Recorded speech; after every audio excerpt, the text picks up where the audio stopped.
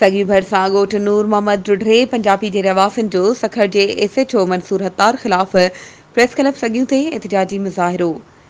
तफ़सीलन मूजिब सगियूं भरिसां ॻोठ नूर मोहम्मद ढुढरे पंजाबी जे ॻोठाणनि आलम शेर खोखर, लाल बख्श ढुढरे पंजाबी, इनायत अली, मोहम्मद कासिम, नूर समद पंजाबी ऐं ॿियनि जो प्रेस क्लब सगियूं ते पहुची एहतिजाज कंदे मीडिया सां ॻाल्हाईंदे चयो त नवाड़ू शरीफ जे रवासी SHO सखर मंसूर हत्तार असांजी चोरी में मुलविस ॾोहारनि जी पुठ भराई करे थो। असांजे ॻोठ मां मुख़्तलिफ़ वक़्तनि ते केतिराई भेरा घरनि मां चोरियूं पिण थियूं आहिनि, जंहिंमें मुलविस ॾोहारनि ख़िलाफ़ केस पिण दाख़िल करायो आहे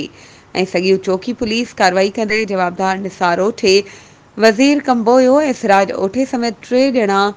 सॻ सूधो गिरफ़्तार कया, पर SHO सखर मंसूर हत्तार पंहिंजे उहिदे जो नाजाइज़ फ़ाइदो वठंदे ॾोहारनि खे आज़ादु कराए छॾियो आहे। उन्हनि वधीक चयो त SHO सखर मंसूर हत्तार जो पुटु असांखे केस तां हथ खणण लाइ मोतमार धमकियूं ॾेई रहियो आहे। उन्हनि SSP ख़ैरपुर खां मुतालबो कयो त इन मामले जो नोटिस वठी असांखे इंसाफ़ फ़राहम कयो वञे। वधीक ख़बरुनि ऐं अपडेट्स जे लाइ असांजे चैनल खे सब्सक्राइब कयो